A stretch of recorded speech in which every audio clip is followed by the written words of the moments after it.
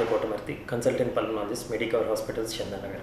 ఈరోజు నేను మీతో డిస్కస్ చేయబోయే టాపిక్ ఏంటి అంటే COVID in children and adolescents, అంటే less than 18 years of age వాళ్ళు ఎలా ప్రెజెంటేషన్ ఉంటుంది, వాళ్ళ ట్రీట్మెంట్ ఏంటి అనేది నేను మీతో డిస్కస్ చేయబోతున్నాను. చిల్డ్రన్లో అడాలసెంట్స్ అంటే లెస్ దాన్ 18 years వాళ్ళలో కూడా ఆల్మోస్ట్ సిమిలర్ ప్రెజెంటేషన్ ఉంటుంది అడల్ట్స్ లాగే. కంప్లీట్గా అసిమ్టమాటిక్ ఉండొచ్చు, లేదు అంటే fever, cough, cold, running nose, sore throat, body pains, diarrhoea, vomiting, ఇలా కూడా ప్రెజెంటేషన్ అనేది ఉంటుంది.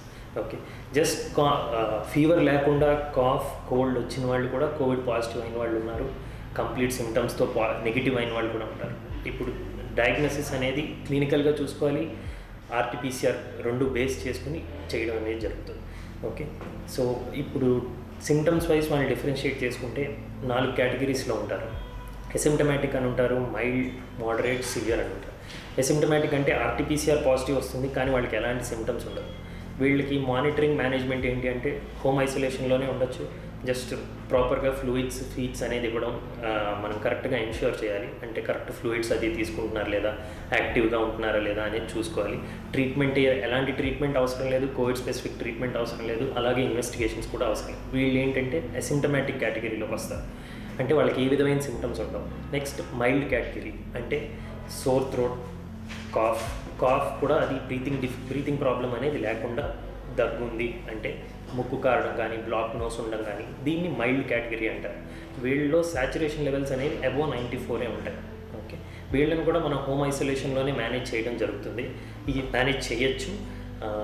ఎలా అంటే ఇప్పుడు సపోజ్ ఫీవర్ ఉంది అనుకోండి, మనం వాళ్ళకి వెయిట్ డోసేజ్ ప్రకారం ఫీవర్ డోలో పారాసిటమాల్ ఇచ్చి అది every 4th to 6th hourly ఇచ్చి మేనేజ్ చేయొచ్చు. ప్రాపర్గా ఫీడ్స్ ఇచ్చి సాచురేషన్ లెవెల్ మానిటర్ చేసుకుంటూ హోమ్ ఐసోలేషన్లోనే వీళ్ళని మానిటర్ చేసుకుని మేనేజ్ చేసుకోవచ్చు మనం.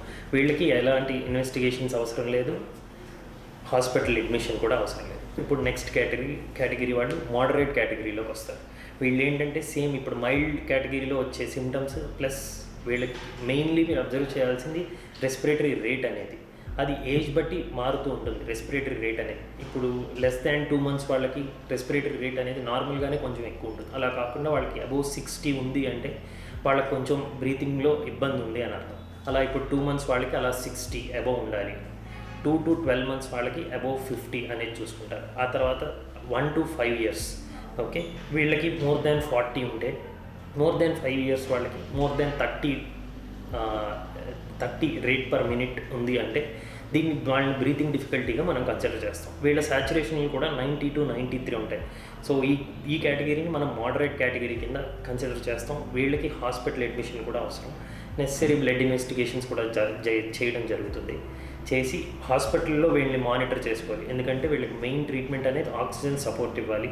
అవసరం అయితే నార్మల్గా ఓరల్ ఫ్లూయిడ్స్ ఇస్తారు, అవసరం అయితే ఐవి పెట్టాల్సి రావడం జరుగుతుంది. సెకండరీ బ్యాక్టీరియల్ ఇన్ఫెక్షన్స్ కానీ ఏమైనా ఉన్నాయంటే యాంటీబయాటిక్స్ కూడా ఇవ్వాల్సి వస్తుంది. ఇది ఇది moderate category. Next category severe category అంటే వీళ్ళు ఆక్సిజన్ లెవెల్స్ లెస్ దాన్ 90 ఉండి సివియర్ సిమ్టమ్స్ అంటే ఫీవర్ ఉండడం, దగ్గు, బ్రీతింగ్ ప్రాబ్లం ఉండడం, బ్రీతింగ్ తీసుకుంటున్నప్పుడు ఒక శబ్దం లాంటిది రావడం, నీరసంగా ఉండడం, వాళ్ళు మామూలుగా ఉంటున్నంత యాక్టివ్గా ఉండకపోవడం, కొంతమందికి అయితే సీజర్స్ ప్రెజెంటేషన్తో కూడా కోవిడ్ వచ్చే అవకాశం ఉంటుంది. సో వీళ్ళకి కంపల్సరీ హాస్పిటల్ అడ్మిషన్ అనేది అవసరం. అండ్ వీళ్ళలో చేయాల్సిన టెస్టులు కూడా చాలా ఉంటాయి. అంటే సిబిసి అని, డైమర్ అని, ఫెరిటిన్ లెవెల్స్ అని, ఇన్ఫెక్షన్ లెవెల్స్ అనేవి చెక్ చేసుకునే కొన్ని టెస్టులు ఉంటాయి. అవన్నీ చేసి ఆక్సిజన్ ఇచ్చి ఇఫ్ నెసెసరీ అందరికీ అంటే ఈ కేటగిరీలో డెఫినెట్లీ స్టిరాయిడ్స్ అనే అవసరం ఉంటుంది. యాంటీకోయాగులేషన్ అనేది కూడా ఇవ్వాల్సి వస్తుంది. అంటే బ్లడ్ క్లాట్ అవ్వకుండా ఉండడం కోసం చూసుకునే మెడిసిన్స్ అనేవి. బేసిక్ ఈ ట్రీట్మెంట్ అంతా అండర్ సూపర్విజన్ జరగాలి అండ్ మల్టీ డిసిప్లినరీ టీంలో ఉండాలి. సో ఇప్పుడు ఇదంతా మెడికవర్ హాస్పిటల్స్లో చందానగర్లో జరుగుతుంది. అంటే సపోజ్ ఇప్పుడు పల్మనాలజీ టీం ఉండాలి, ఇప్పుడు పీడియాట్రిక్ కేసు వచ్చిందంటే పీడియాట్రిక్ కన్సల్టెంట్ కూడా ఉండాలి. అలాగే ఇప్పుడు సపోజ్ ప్రెగ్నెంట్ ఫీమేల్స్ వచ్చారంటే కంబైన్డ్గా గైనిక్ కన్సల్టేషన్, పల్మనాలజీ కన్సల్టేషన్. ఇలా కోవిడ్ అనేది సింగిల్ ఒక డిసిప్లిన్, అంటే ఇప్పుడు ఓన్లీ పల్మనాలజీ వాళ్ళు ట్రీట్ చేయాలని కాదు, మల్టీ డిసిప్లినరీ మేనేజ్మెంట్లో ఉంటుంది. క్రిటికల్ కేర్ టీమ్ ఇన్వాల్వ్ అవ్వాలి.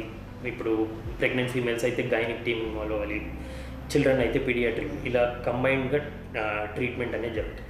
అండ్ నెక్స్ట్ థింగ్, పిల్లల్లో ఇంకోటి కామన్గా మనం చూసి ఈ మధ్యకాలంలో చూస్తున్నది ఏంటి అంటే ఈ కోవిడ్ కేసెస్లో especially multi system inflammatory syndrome అనేది.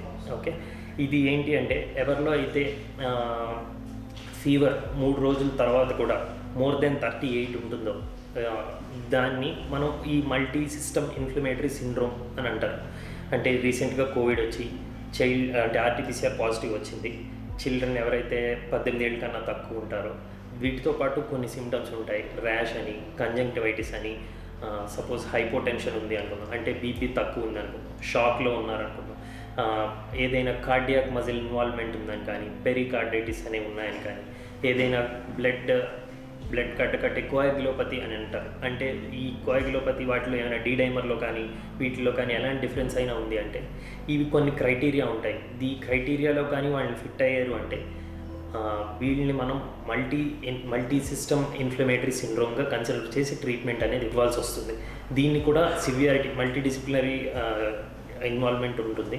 దీన్ని ఎలా ట్రీట్ చేస్తారు అంటే బేసిక్గా డిపెండ్స్, పేషెంట్ షాక్లో ఉన్నారా షాక్లో లేరా అనే దాన్ని బట్టి స్టిరాయిడ్స్ ఇవ్వాలి. తర్వాత ఐవి ఇమ్యునోగ్లోబులిన్స్ అనేది ఇచ్చి మేనేజ్ చేయాల్సి వస్తుంది. కానీ ఇది ముందు ట్రీట్ చేసే ముందు సెకండరీ ఇన్ఫెక్షన్స్ అనేవి ఫస్ట్ ఎక్స్క్లూడ్ చేసుకోవాలి. అంటే ఇప్పుడు సెకండరీ బ్యాక్టీరియల్ ఇన్ఫెక్షన్స్ అనేవి మెయిన్ ఎక్స్క్లూడ్ చేసుకోవాలి. చేసిన తర్వాత ఈ డయాగ్నోసిస్కి రావాలి. దీన్నే మల్టీ సిస్టమ్ ఇన్ఫ్లమేటరీ సిండ్రోమ్ అంటారు, MISC అని అంటారు. అంటే చిల్డ్రన్ అని అర్థం. దీనికి తగ్గ ట్రీట్మెంట్ ఇప్పుడు నేను ఏదైతే చెప్పానో ఆ విధంగా ట్రీట్ చేయడం అనేది జరుగుతుంది. బేసిక్గా ఇదంతా మా మెడికవర్ హాస్పిటల్స్ చందానగర్లో ట్రీట్మెంట్ జరుగుతుంది. మల్టీ డిసిప్లినరీ ఇన్వాల్వ్మెంట్, అంటే అందరూ ఇన్వాల్వ్ అయ్యి క్రిటికల్ కేర్ వాళ్ళు, గైనిక్ అవసరం అయితే గైనిక్ వాళ్ళు, పీడియాట్రిషియన్ అవసరం అయితే పీడియాట్రిషియన్, జనరల్ ఫిజిషియన్, ఇలా అందరూ టీం ఉన్నారు కాబట్టి ఈజీ మేనేజ్మెంట్ అనేది జరుగుతుంది. అండ్ వెంటిలేటర్ రిక్వైర్మెంట్ ఉన్న వాళ్ళకి వెంటిలేటరీ సపోర్ట్ కూడా ఉంది. ఈ విధంగా ఎవరికైనా సరే కోవిడ్ ఎనీ కేస్, ఎనీ ప్రాబ్లంతో ఎన్ని కోమార్బిడిటీస్ ఉన్నా కూడా మెడికవర్ హాస్పిటల్లో మేనేజ్ చేయడం జరుగుతుంది. Any different cases. ఇప్పుడు వీటిని స్పెషల్ సిచ్యువేషన్స్ అంటారు. Covid in pregnant females, Covid in children, కానీ ఇప్పుడు mild, moderate, severe, any type of Covid cases Medicover హాస్పిటల్స్లో మేనేజ్ చేయడం జరుగుతుంది. Thank you.